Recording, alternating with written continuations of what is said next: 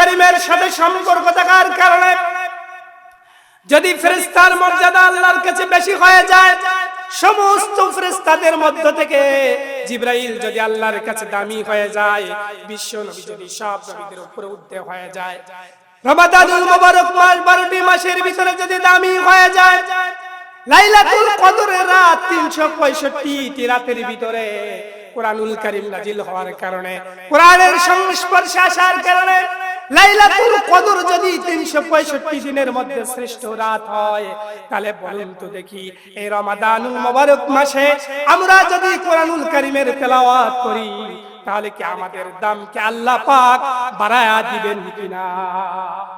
আমাদেরও মর্যাদাকে আল্লাহ তাআলা বৃদ্ধি করে দিবেন। এই রমাদানুল মুবারক মাস এত কেন গুরুত্বপূর্ণ? এর কারণ আমি বলেছিলাম যে এই মাসে মহান রব্বুল আলামিন কোরআনুল কারীম নাজিল করেছেন।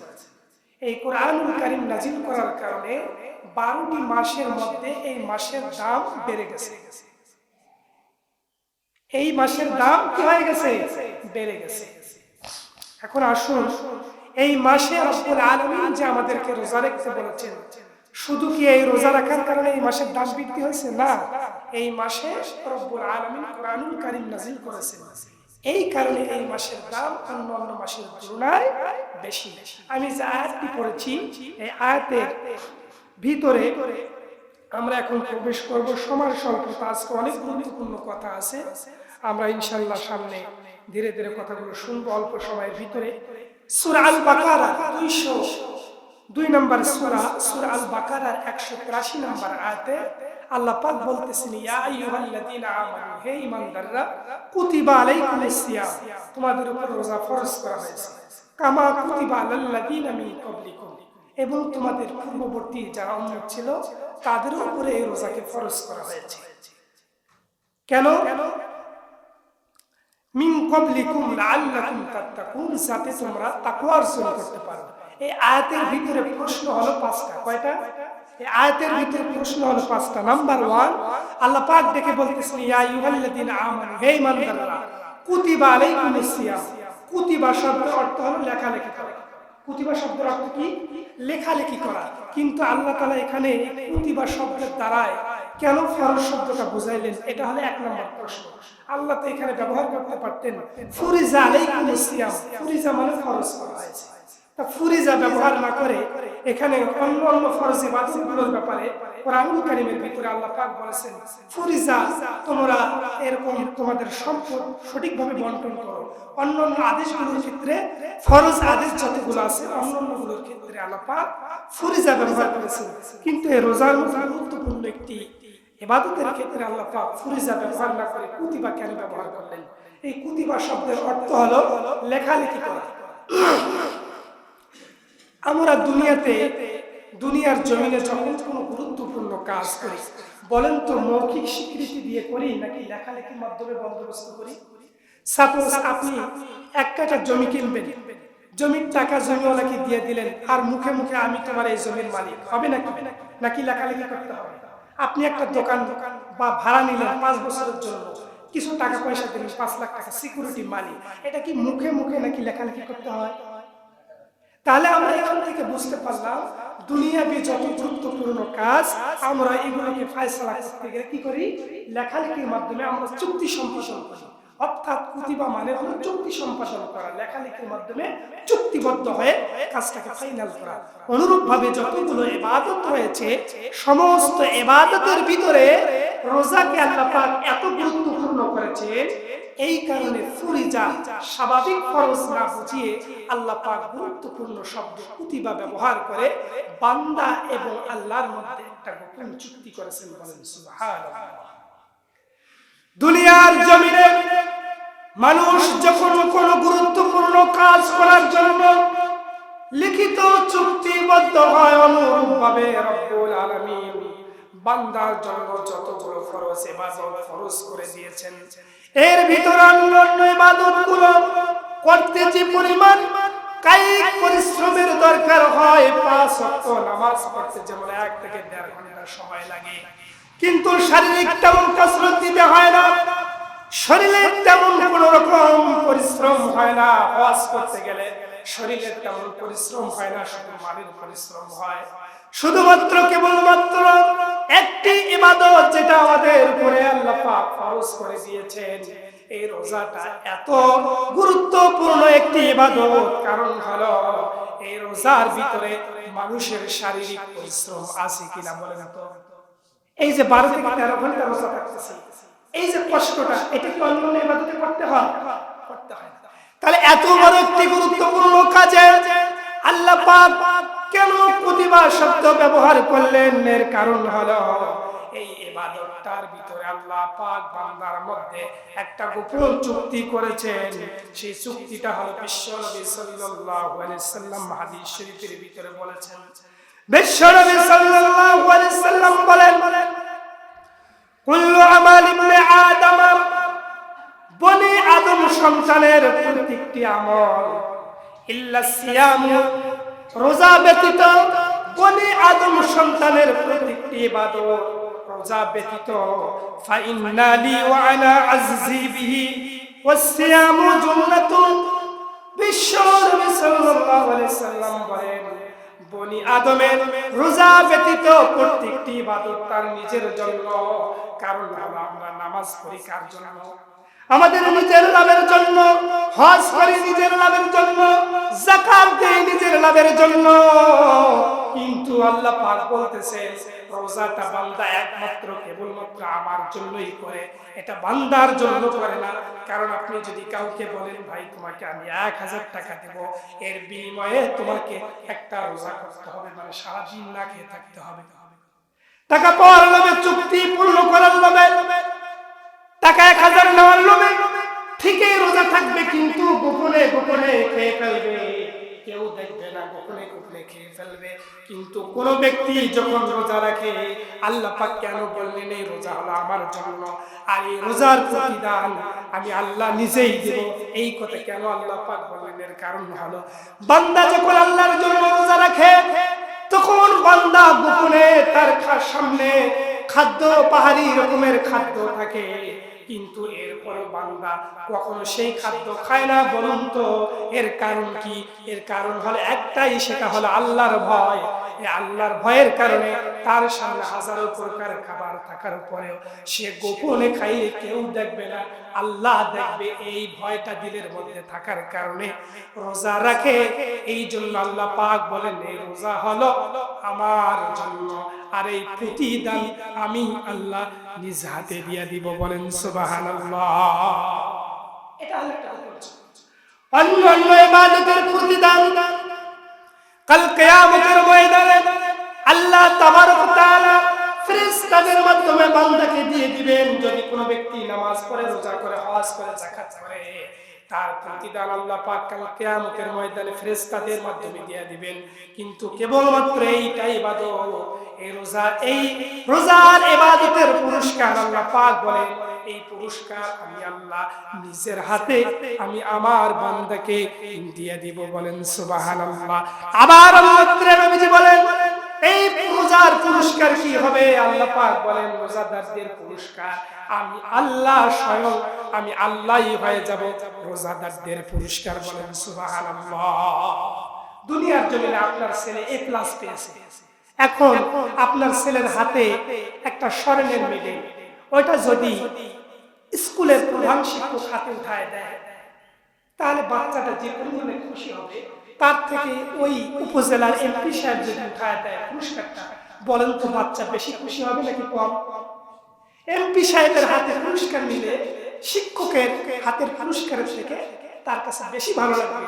অনুরূপ ভাবে আমরা যত ইবাদত করি, রোজা ব্যতীত সবগুলো পুরস্কার কিয়ামতের দিন আল্লাহ ফেরেশতাদের মাধ্যমে দিবে। শুধুমাত্র কেবলমাত্র এই রোজার পুরস্কার আল্লাহ নিজ হাতে দিবে। আবার আল্লাহ পাক বলতেছে রোজাদারদের পুরস্কার কি হবে? এই রোজাদারদের পুরস্কার হবে আমি আল্লাহ স্বয়ং। সুবহানাল্লাহ। এটা হলো কোন চুক্তি? এই কারণে আল্লাহ তাআলা এখানে ফরিজা ব্যবহার না করে প্রতিভা ব্যবহার করেছে। মুসলমান বাবারা আমার, 2 নম্বরে প্রশ্ন হলো আল্লাহ পাক ইতিপূর্বে আগের উম্মতের উপর রোজা ফরজ করা হয়েছিল, তাদের উপরে রোজা কিরকম ফরজ করা হয়েছিল আর আমাদের উপরে কিরকম রোজা ফরজ। শুধু পদ্ধতিগত পার্থক্য। হযরত আদম আলাইহিস সালাম প্রতি মাসে 3 দিন রোজা রাখতেন, আইয়ামে বীজ 13, 14, 15 এই 3 দিন তিনি রোজা রাখতেন। হযরত ইব্রাহিম আলাইহিস সালাম রোজা রেখেছিলেন, যেদিন তিনি অগ্নিকুণ্ডের মধ্যে থেকে যেদিন তিনি নিরাপত্তা লাভ করেছিলেন সেই দিন তিনি রোজা রেখেছিলেন। অন্যান্য পূর্ববর্তী উম্মতের রোজা রাখার মাকসাদ ছিল, তাদের উদ্দেশ্য ছিল তারা রোজা রাখতো আল্লাহর কাছে মাফ চাওয়ার জন্য। তারা রোজা রাখতো কেউ বা রোজা রাখতো নিজেদের গুনাহ মাফের জন্য, কেউ বা রোজা রাখতো মৌনতার জন্য। মৌনতা মানে হলো খাওয়া দাওয়া সব কিছু চলবে কিন্তু কথা বলা যাবে না, এরকম একটা পদ্ধতি ছিল রোজার। সেটা হলো হযরতে মারইয়াম আলাইহিস সালাম তিনি রোজা রেখেছিলেন। তার রোজাটা ছিল তিনি খাবার দাবার সব খেতে পারতেন কিন্তু কথা বলতে পারতেন না। যেই দিন তিনি রোজা রাখতেন কথা বলতেন না, লোকেরা ডেকে বলতেন মারইয়াম কি হলো তোমার আজকে, তুমি কথা বলো না কেন? তখন মারইয়াম বলে রোজা ভাঙার পরে তোমরা জানো না আজকের দিনে আমি রোজা ছিলাম, সেই সময়ের শরীয়ত ছিল খাওয়া দাওয়া সব কিছু করা যাবে কিন্তু কথা বলা যাবে না। এটা ছিল তাদের রোজার পদ্ধতি। হযরত দাউদ আলাইহিস সালাম রোজা রাখতেন, তার রোজার পদ্ধতি ছিল তিনি একদিন রোজা রাখতেন আরেকদিন রাখতেন না।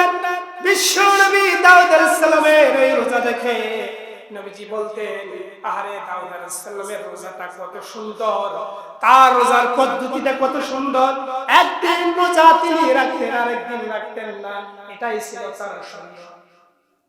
হযরত মূসা আলাইহিস সালাম যেদিন ফিরআউনের কবল থেকে যেদিন আল্লাহ পাক তাকে মুক্তি দিলেন ওই দিন তিনি রোজা রেখেছিলেন, ওই মুক্তির ওসিলায় তিনি রোজা রেখেছিলেন। এরকম ভাবে পূর্ববর্তী যারা উম্মত ছিল তাদের ভিতরে রোজাগুলোর পদ্ধতিগত পার্থক্য ছিল, তাদের উদ্দেশ্য ছিল ভিন্ন। তারা কেউ বা রোজা রাখত নিজেদের ত্রুটি বিচ্যুতি থেকে আল্লাহর কাছে মাফ চাওয়ার জন্য, কেউ বা তওবা করার জন্য, বিভিন্ন রকম তাদের উদ্দেশ্য ছিল। কিন্তু আমরা শুধুমাত্র কেবলমাত্র আমরা রোজা রাখি কাকে সন্তুষ্ট করার জন্য বলেন তো? আমাদের উদ্দেশ্য হলো আল্লাকুম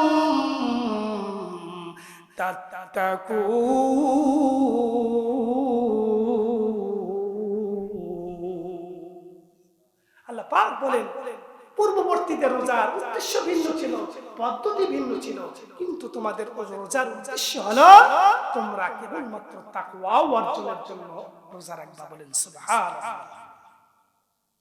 এজন্য পূর্ববর্তীদের রোজা শুধুমাত্র আমাদের উপর রোজা ফরজ করা হয়নি, পূর্ববর্তীদের উপরে রোজা ফরজ ছিল। কারোর জন্য 3 দিন, কারোর জন্য 1 দিন, কারোর জন্য বিশেষ বিশেষ দিন, কারোর জন্য 6 মাস রোজা ছিল। যেমন দাউদ আলাইহিস সালাম 1 দিন রোজা থাকলে 1 দিন থাকতেন না, মানে কি 6 মাস রোজা থাকতেন 6 মাস থাকতেন না। আর আমাদের জন্য আল্লাহ পাক সবথেকে উত্তম পদ্ধতি নির্ধারণ করেছেন, সেটা হলো আমরা একটা নির্দিষ্ট সময় পর্যন্ত খাবার দাবার থেকে চৌনাচার থেকে বিরত থাকবো, কথাবার্তা সব বলা যাবে। যদি কথা বলা বন্ধ থাকতো তাহলে মানুষ কি চলতে পারতো? তাহলে আগের পদ্ধতিগুলো থেকে আমাদের পদ্ধতিটা সব থেকে কি উত্তম। এবং আমাদের 1 মাস রোজা, যদি দাউদ আলাইহিস সালামের মতো 6 মাস রোজা থাকতাম তাহলে কি পরিমাণ কষ্ট হতো আমাদের। এই জন্য আমাদের পদ্ধতি তাদের থেকে কি বেটার। এরপর আল্লাহ পাক বলেন এই আয়াতের ভিতরে 3 নম্বর প্রশ্ন হলো তোমাদের উপরে রোজা ফরজ করা হয়েছে এবং তোমাদের পূর্ববর্তীদের উপর রোজা ফরজ করা হয়েছে। কিভাবে ফরজ করা হয়েছিল আমরা জানলাম। এরপরে এই আয়াতের শেষের দিকে সময় স্বল্পতার কারণে একেবারে শেষের পয়েন্টটা নিয়ে আলোচনা করতে চাই। শেষের পয়েন্টের ভিতরে আল্লাহ পাক বলেন লাআল্লাকুম তাত্তাকুন, যাতে তোমরা তাকওয়াবান হতে পারো। এই রোজার মাধ্যমে যাতে তোমরা কি হতে পারো? তাকওয়াবান হতে পারো। কোন তাকওয়া বিষয়টা কি? তাকওয়া জিনিসটা কি? এক কথায় তাকওয়া মানে হলো আল্লাহর ভয়। তাকওয়ার পরিচয় যদি আমরা হাদিস থেকে সরাসরি নেই, বিশ্বনবীর 2 জন জালিলুল কদর সাহাবী, বিশ্বনবীর 2 জন জালিলুল কদর সাহাবী হযরত ওমর রাদিয়াল্লাহু তাআলা আনহু একদিন উবাই ইবনুল কাব রাদিয়াল্লাহু তাআলা আনহুকে ডেকে বলল, ভাই কাব, তুমি কি জানো নাকি তাকওয়া কি? তখন উবাই ইবনুল কাব বললেন, ওমর রাদিয়াল্লাহু তাআলা আনহুকে পাল্টা আরেকটা প্রশ্ন ছুড়ে দিলেন, ভাই ওমর, আপনি কি কোনোদিন কাঁটাযুক্ত পথে হেঁটেছেন নাকি? চতুর্দিকে কাঁটা, এরকম কোন রাস্তা দিয়ে কি আপনি কখনো হেঁটেছেন নাকি? হযরত ওমর রাদিয়াল্লাহু তাআলা আনহু বলেন, হ্যাঁ হেঁটেছিলাম। বলে, আপনি কাঁটাযুক্ত পথে কিভাবে হেঁটেছেন? তখন হযরত ওমর রাদিয়াল্লাহু তাআলা আনহু বললেন, যে ওই কাঁটাযুক্ত পথে যখন আমি হেঁটে গিয়েছিলাম, তখন আমি আমার শরীরটাকে, আমার শরীরের কাপড়গুলোকে এত সুন্দরভাবে আমি আটো শটো করে নিয়েছিলাম, যাতে করে একটা কাঁটা আমার শরীরে বিদ্ধ না হয়। আমরা যখন কোনো কাঁটাযুক্ত পথে হাঁটাচলা করি, তখন কি করি? দেখি আমার শরীরের কাপড় চোপড়কে এত আটো শটো করে নেই, যাতে বিন্দু পরিমাণ আমার শরীরে আঘাত। হযরত ওমর যখন এই কথা বললেন, হযরত কাব রাদিয়াল্লাহু তাআলা আনহুকে এবার হযরত ওমর বললেন, ভাই তুমি যেহেতু আমাকে একটা প্রশ্ন করলে, আমি উত্তর দিয়ে দিলাম। উত্তরের ভিতরেই তাকওয়ার শব্দের অর্থ রয়েছে। মানে তাকওয়া হলো ওই জিনিসের নাম যে এরকম ভাবে কাঁটাযুক্ত পথ, মানে দুনিয়ার মধ্যে হারাম অনেক রকম ব্যবস্থাপনা থাকবে, এরকম ভাবে যেমন তুমি কাঁটাযুক্ত পথ থেকে তোমার শরীরকে সেভ করেছো, সতর্কতার সহিত তুমি রাস্তা পারাপার হয়ে তোমার শরীরকে তুমি সেভ করেছো, অনুরূপ ভাবে তুমি যখন দুনিয়ার জমিনে চলাফেরা করবে, তখন সমস্ত হারাম গুলো থেকে ওইরকম ভাবে সতর্কতার সহিত সমস্ত রকম হারাম গুলো থেকে তোমার পুরা শরীরটাকে তুমি বিরত রেখে আল্লাহর নির্দেশিত পথে তুমি চলাফেরা করবে। এরই নাম হলো তাকওয়া। মানে হলো সমস্ত রকম হারাম থেকে বিরত রেখে হালাল গুলোকে অন্বেষণ করা, হালাল গুলোকে মেনে চলার নামে হলো কি? তাকওয়া। সমস্ত হারাম গুলোকে বাদ দিয়ে হালাল গুলোকে গ্রহণ করার নামে হলো কি? তাকওয়া। দুনিয়ার ভিতরে চলতে গেলে অনেক খারাপ কাজ থাকে, এই সমস্ত খারাপ কাজগুলো থেকে, ফাহিশা কাজ থেকে আমাদের অল বডিকে হেফাজত করার নাম হলো কি? তাকওয়া। এই তাকওয়ার জন্য এই রোজাকে আমাদের জন্য ফরজ করা হয়েছে। এই রমাদানুল মুবারক মাস হলো তাকওয়ার জনের সবথেকে গুরুত্বপূর্ণ মাস। কারণ এই রমাদানুল মুবারক মাসে আপনাকে যদি একটু আগেই তো উদাহরণটা দিলাম, দুনিয়ার জমিনে কেউ যদি আপনাকে 1000 টাকা দিয়ে বলে, ভাই আমার জন্য একটা রোজা রাখেন, আপনি কিন্তু রাখবেন না। টাকার জন্য, টাকার লোভে পড়ে সাময়িক সময়ে তাকে দেখানোর জন্য রোজা থাকলেও চুপি চুপি কিন্তু খাবেন। কিন্তু যখন কোন বান্দা তাকওয়া অর্জনের জন্য কিরকম ভাবে রোজা মাসে, রমাদানুল মুবারক মাসে মানুষ তাকওয়া অর্জন করে, এর উদাহরণটা আপনারা একটু লক্ষ্য করেন। রমাদানুল মুবারক মাসে যখন আমরা ইফতারকে সামনে নিয়ে যখন বসি, আমাদের সামনে অনেক খাবারগুলো এরকম পরিবেশন করা থাকে, কিন্তু আমি যখন খেয়ে ফেলি, আমি যখন খাবো চুপি চুপি যদি এক গ্লাস পানিও খেয়ে ফেলি, আমাকে কিন্তু কেউ ধরবে না, আমার জেলও হবে না, আমার জুলুম হবে না, আমার মামলাও হবে না, আমাকে কেউ মারবেও না, কেউ গালিও দেবে না। কিন্তু আমরা কেবলমাত্র শুধুমাত্র একজন রবকে সন্তুষ্ট করার জন্য, আল্লাহকে ভয় করে আমরা কিন্তু খাই না। এই রোজার মাধ্যমে, এর মাধ্যমেই আমরা মূলত আল্লাহকে ভয় করে করে আমরা তাকওয়া অর্জন করি। বলেন সুবহানাল্লাহ। অন্য 11টি মাসে কিন্তু এই সিস্টেমটা নাই। কারণ আপনার সামনে সব খাবার আছে, চাইলে আপনি খাইতে পারেন, কিন্তু খাচ্ছেন না। কারণ কি? আল্লাহকে ভয় করে। এই তাকওয়াটা শিক্ষা দেওয়ার জন্য এই রোজাটাকে আল্লাহ পাক আমাদের উপর কি করেছেন? ফরজ করেছেন। এখন আসুন, এই রমাদানুল মুবারক মাসে আমরা 7টি কাজ করব এবং 7টি কাজ থেকে বিরত থাকব। নাম্বার 1, এই রমাদানুল মুবারক মাসটি হলো গুরুত্বপূর্ণ। এত গুরুত্বপূর্ণ এর কারণ শুরুতে শুরুতে বলেছিলাম, 12টি মাসের ভিতরে রমাদানুল মুবারক মাস সবথেকে দামি। কারণ হলো কি? এই মাসে কোরআন নাজিল হয়েছে। এই কোরআনটা, এই ওহীটা বিশ্ব নবীর উপরে যে ফেরেশতা নাজিল করেছে, ওই ফেরেশতার নাম কি বলেন তো? ওই ফেরেশতার নাম হলো রুহুল আমিন, অর্থাৎ ফেরেশতা জিবরাইল। এই ওহীর বার্তা ফেরেশতা বিশ্ব নবীর উপরে কোরআনুল কারীম বার্তা বাহক হওয়ার কারণে সমস্ত ফেরেশতাদের মধ্যে থেকে জিবরাইল আমিনের মর্যাদা আল্লাহর কাছে বেশি। বলেন সুবহানাল্লাহ। এবং বিশ্ব নবীর উপরে কোরআন নাজিল হওয়ার কারণে সমস্ত নবীদের মধ্য থেকে বিশ্ব নবীর মর্যাদা আল্লাহর কাছে সবথেকে বেশি। একদিকে জিবরাইল এই কোরআন নবীজির কাছে নিয়ে যাওয়ার কারণে জিবরাইলের মর্যাদা সব ফেরেশতাদের উপরে হয়ে গেল, নবীজির উপরে কোরআন নাজিলের কারণে সমস্ত নবীর মধ্য থেকে নবীজির মর্যাদা বৃদ্ধি হয়ে গেল। এবং যে মাসে কোরআন নাজিল হলো এই রমাদানুল মুবারক মাসটিও অন্য 11টি মাসের থেকে 12টি মাসের মধ্যে এই রমাদানুল মুবারক মাসটাও শ্রেষ্ঠত্বের মর্যাদায় আসীন হয়ে গেল। এবং এই রমাদানুল মুবারক মাসে একটি রাত রয়েছে লাইলাতুল কদর। এই রাত্রিতে কোরআনুল কারীম নাজিল হওয়ার কারণে এই রাতের মর্যাদাও অন্য রাতের থেকে আল্লাহ পাকের কাছে সব থেকে বেশি। বলেন সুবহানাল্লাহ।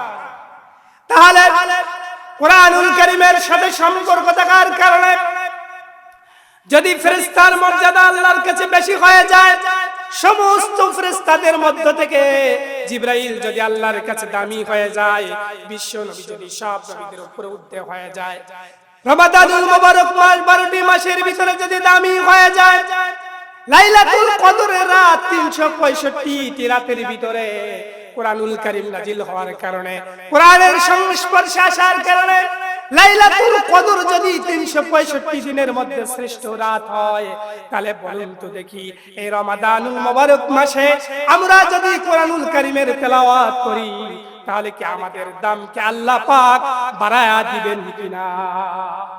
আমাদেরও মর্যাদাকে আল্লাহ তাআলা বৃদ্ধি করে দিবেন। এজন্য এই মাসে আমাদেরকে কোরআনুল কারীমকে তেলাওয়াত করতে হবে। এরপরে 2 নম্বর আমল হলো এই মাসে আমরা স্থিরভাবে তারাবির সালাতগুলো আদায় করি। কিন্তু বাংলাদেশের প্রেক্ষাপট ভিন্ন। আপনাদের এই মসজিদে কি হয়? খতম তারাবি হয়, সূরা তারাবি। যাই হোক, যে মসজিদগুলোতে খতম তারাবি হয় বেশিরভাগ মসজিদের অবস্থা খুব ভয়াবহ, বরঞ্চ ওখানে সওয়াবের থেকে গুনাহের আশঙ্কাই বেশি হয়। এত পরিমাণে হাফেজ সাহেবরা দ্রুত গতিতে তেলাওয়াত করে, যেখানে আল্লাহ পাক বললেন অরাতিলিল কুরআন তারতিলা, সূরা মুজাম্মিলের ভিতরে আল্লাহ পাক বলছেন তোমরা হে নবী আপনি ধীরস্থিরভাবে স্পষ্টভাবে কোরআনুল কারীম তেলাওয়াত করো। সে জায়গায় হাফেজ সাহেবরা এত তাড়াহুড়া করে কোরআনুল কারীম তেলাওয়াত করে যে কোরআনের সওয়াবের পরিবর্তে গুনার আশঙ্কা বেশি থাকে। শুধু হাফেজ সাহেবদের দোষ দিলে হবে না, অনেক মসজিদের যারা দায়িত্বে থাকে তাদের কারণেও তারা এরকম করতে বাধ্য হয়। তারাও বলে দেয় যে হুজুর একটু জোরে পড়াবেন, তাদের কারণে এরকম হয়। এজন্য আমি আজকের আলোচনা থেকে বলতে চাই যে কোরআনুল কারীমের তেলাওয়াতের যে আদব, এই আদব রক্ষা করে আমাদেরকে তেলাওয়াত করতে হবে। বিশ্ব নবী কিভাবে তেলাওয়াত করেছেন? আম্মা জান আয়েশা বলেন, উম্মে সালামা বলেন, বিশ্ব নবী সাল্লাল্লাহু আলাইহি সাল্লাম যখন কোরআনুল কারীমের তেলাওয়াত করতেন তখন বিশ্ব নবী প্রত্যেকটি আয়াতের শেষে শেষে তিনি থামতেন। একটা করে আয়াত তেলাওয়াত করা হতো, তিনি একটু থামতেন, আবার শুরু করতেন। এবং বিশ্ব নবীর তেলাওয়াত গুলো ছিল স্পষ্ট এবং ধীর স্থির ভাবে তিনি তেলাওয়াত গুলো করতেন। এজন্য তারাবির সালাতে আমাদেরকে 2 নম্বর করণীয় হলো রমাদানে তারাবির সালাত ধীরস্থির ভাবে পাঠ করা, আদায় করা। 3 নম্বরে হলো তাহাজ্জুদের সালাত আদায় করা। এই রমাদানুল মুবারক মাসে যেহেতু আমরা সাহারি খাওয়ার জন্য উঠি, এই সময়টা হলো তাহাজ্জুদের একটা উত্তম সময়। অন্য মাসে তো আমরা এটা সময় পাই না। এজন্য এই মাসে আমরা কি করব? তাহাজ্জুদটা যাতে আমার মিস না হয়। ফরজ নামাজের পরে সবথেকে গুরুত্বপূর্ণ নামাজ হলো তাহাজ্জুদের নামাজ। কিসের নামাজ? তাহাজ্জুদের নামাজ। আল্লাহ রাব্বুল আলামিন বলেন ওয়া মিনাল লাইলি ফাতাহাজ্জাদ বিহি ফাতাহাজ্জাদ বিহি নাফিলাতান লাকা আসা আইয়াবআসাকা রাব্বুকা মাকামাম মাহমুদা। আল্লাহ পাক বলেন ওগো নবী, রাত্রির কিছু অংশে আপনি তাহাজ্জুদের নামাজ পড়ুন। এই নামাজটা আপনার জন্য নফল ইবাদত, আর এর মাধ্যমে আপনি আপনার প্রতিপালকের কাছে আপনি প্রশংসিত হবেন। এর জন্য আল্লাহ পাক আপনার মর্যাদাকে উন্নত করে দিবেন। বলেন সুবহানাল্লাহ। তাহলে যাতে কোনো ক্রমেই এই রাতে তাহাজ্জুদের সালাত 2 রাকাত হলেও যাতে আমাদের মিস না হয়, এই আমলটা আমরা করব। 4 নম্বরে এই রাতে আমরা এই রমাদানুল মুবারক মাসে আমরা মুক্ত হস্তে দান করব। কি করব? মুক্ত হস্তে দান করব। এই মাসে আমরা যাকাত আদায় করব, ফিতরা দিব। সামনের জুমায় এগুলো বিষয়ে আলোচনা করা হবে। এবং এই মাসে আমরা মানুষকে ইফতারি করাবো, খুবই গুরুত্বপূর্ণ একটি আমল, মানুষকে ইফতারি করানো। বিশ্ব নবী সাল্লাল্লাহু আলাইহি সাল্লাম বলেন কোন মানুষ যদি কোন রোজাদারকে ইফতার করায় তাহলে ওই মানুষের আমলনামায় আল্লাহ তাবারক তাআলা একটা পূর্ণ রোজার সওয়াব তার আমলনামায় দিয়ে দেন। মানে ওই ব্যক্তি রোজা থাকার কারণে যে সওয়াব অর্জন করে ওর সম পরিমাণ সওয়াব তার আমলনামায় দিয়ে দেন, কিন্তু রোজাদার ব্যক্তির সওয়াবের বিন্দু মাত্র কোনো ঘাটতি হবে না। এজন্য আমরা ইফতার করাবো। সাহাবীদেরকে নবীজি বললেন, সাহাবীরা রে তোমরা ইফতার করাও মানুষকে সাধ্যমতো। সাহাবীরা বলল, ওগো আল্লাহর হাবিব আমরা কি দিয়ে তাদেরকে ইফতার করাবো? নবীজি বললেন, একটি খোরমা দিয়ে হলো তোমরা তাদেরকে ইফতার করাও। নবীজি বললেন, ওগো নবী আমাদের কাছে যদি খোরমা না থাকে তখন আমরা কি দিয়ে ইফতার করাবো? নবীজি বলেন, এক ঢোক দুধ যদি পাও সেটা দিয়েও তাদেরকে ইফতার করাও। নবীজিকে তখন সাহাবীরা বললেন, নবীজি যদি সেই সামর্থ্য না থাকে এক ঢোক পরিমাণ দুধ তাদের রোজাদারকে যদি খাওয়ানোর মতো আমাদের কোনো সামর্থ্য না থাকে তখন আমরা কিভাবে তাদেরকে ইফতার করাবো? নবীজি সাল্লাল্লাহু আলাইহি সাল্লাম বলেন, এই সামর্থ্য যদি তোমাদের না থাকে তাহলে তোমরা এক ঢোক পরিমাণ পানি দিয়ে হলেও তাদেরকে ইফতারি করা। এক ঢোক পরিমাণ পানি, পানির জন্য তো সামর্থ্য থাকা লাগে না। এজন্য আমরা এক গ্লাস পরিমাণ পানি বা এক ঢোক পরিমাণ পানি দিয়ে হলেও মানুষকে কি করাবো? ইফতারি করাবো। এটা একটা গুরুত্বপূর্ণ আমল। এরপরে পঞ্চম নম্বরে যে কাজটা আমরা করব, লাইলাতুল কদরকে তালাশ করব। এই লাইলাতুল কদর হলো রমাদানুল মুবারক মাসের শেষ দশকের বেজর রাত্রিগুলোতে। বাংলাদেশে শুধুমাত্র 27 তারিখে লাইলাতুল কদর ধরা হয়। এটাকে আমাদের বিবেচ্য করা যাবে না। প্রত্যেক লাইলাতুল কদরের শেষ দশকের প্রত্যেকটি বেজর রাত্রিগুলোতে আমরা এরকম লাইলাতুল কদরকে তালাশ করব।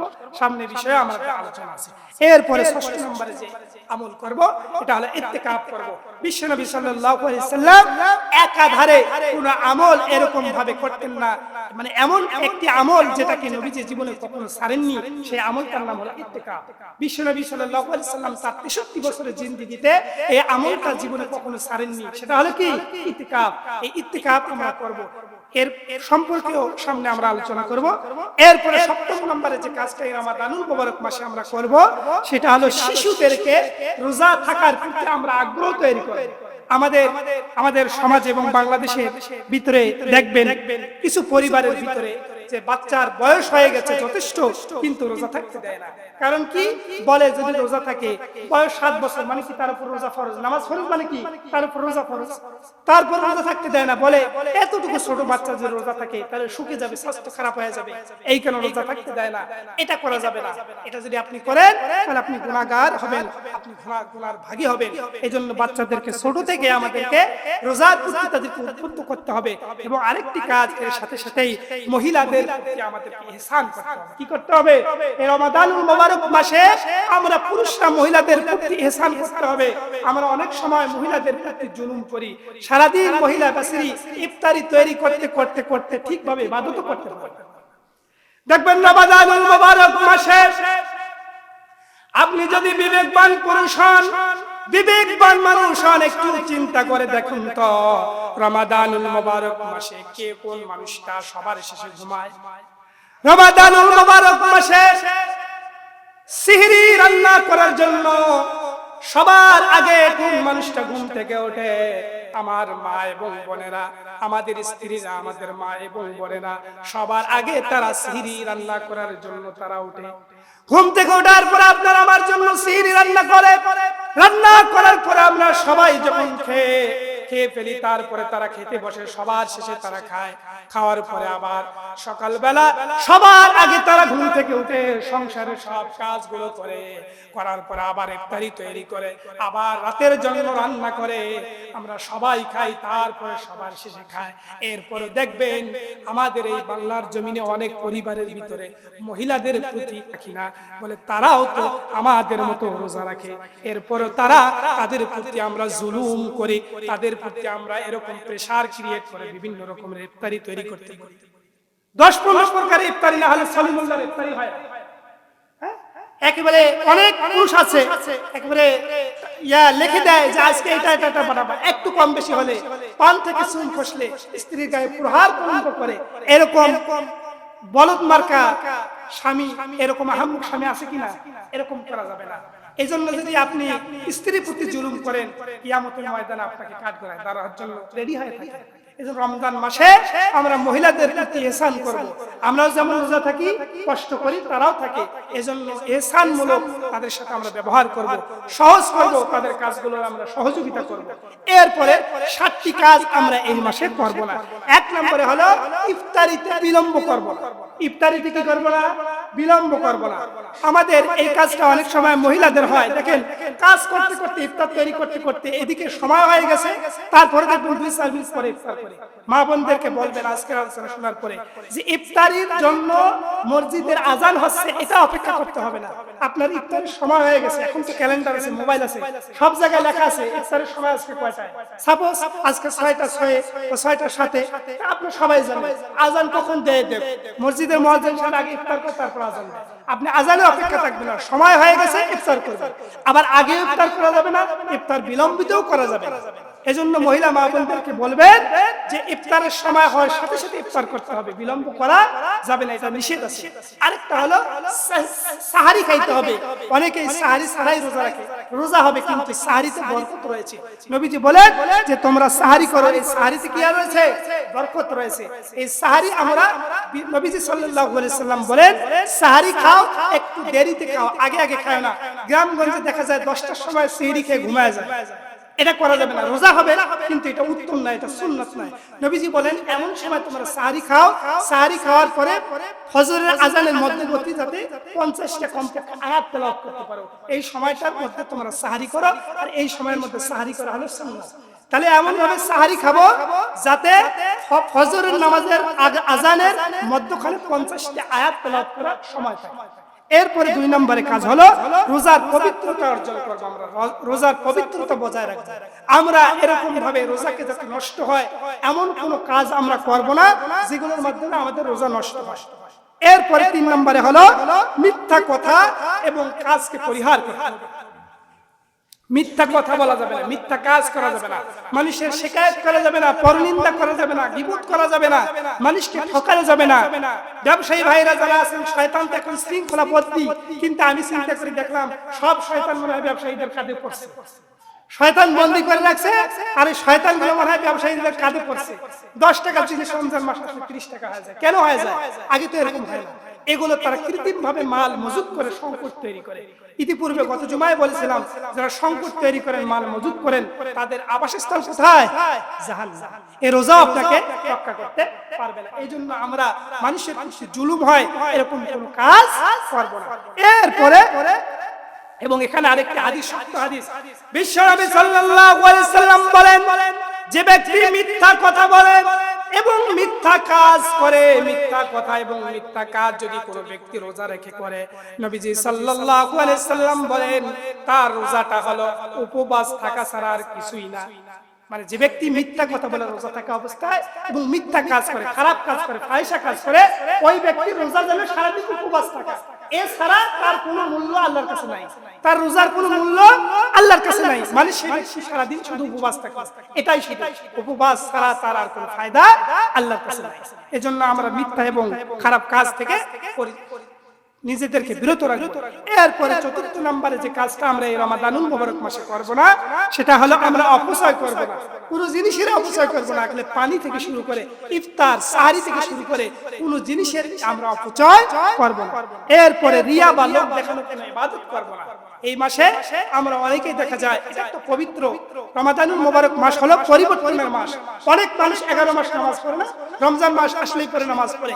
এটা দেখে অনেকে আবার টিটকারি করে, অনেকে আবার তাচ্ছিল্য করে, দেখো 11 মাস নামাজের কোনো হাত ধরে না, রমাদান আসছে এই নামাজ শুরু করছে না, এরকম করা যাবে না, টিটকারি করা যাবে না। আর রমাদান মাস হলো মানুষকে আশা উজ্জীবিত করার মাস, মানুষকে আশা জাগানো মাস, মানুষকে জান্নাতের দিকে উজ্জীবিত করার মাস।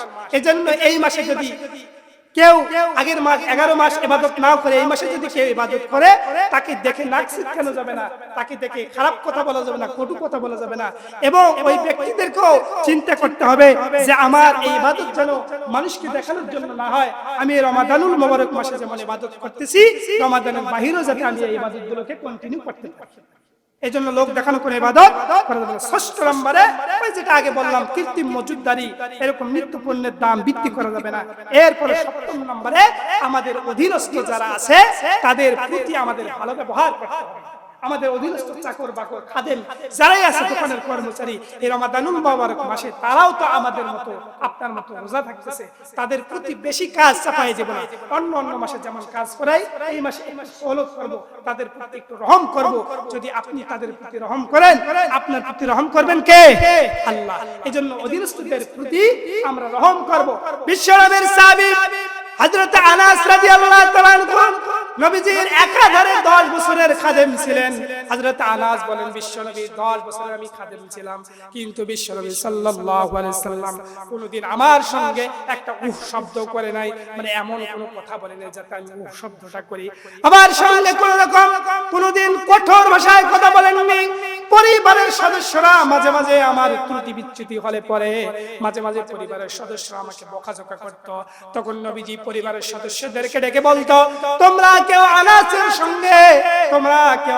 সঙ্গে খারাপ ব্যবহার করো না, কারণ এই আনাস হলো আমার 10 বছরের খাদেম। এই খাদেম আনাসকে নবীজি ডেকে বলেন, আনাস রে, তুমি যে 10টি বছর আমার খেদমত করলা, এর বিনিময়ে কি চাও? দুনিয়ার চাকচিক্য পূর্ণ সম্পদ যদি তুমি চাও, আল্লাহ তোমাকে তাও দিবেন, এবং এর বিনিময়ে যদি তুমি কি চাও বলো। আনাস বলে, নবীজি এর বিনিময়ে দুনিয়ার কোনো সম্পদ চাই না, আপনি যে আমার সঙ্গে এত দীর্ঘ একটা সম্পর্ক তৈরি করেছেন, আপনার আমি খেদমত করার সুযোগ পেয়েছি, এই খেদমতটা যেন আমি আনাস জান্নাতেও আপনার করতে পারি। বলেন সুবহানাল্লাহ। এই জান্নাতে আপনার সঙ্গে যাতে আমি আনাস থাকতে পারি।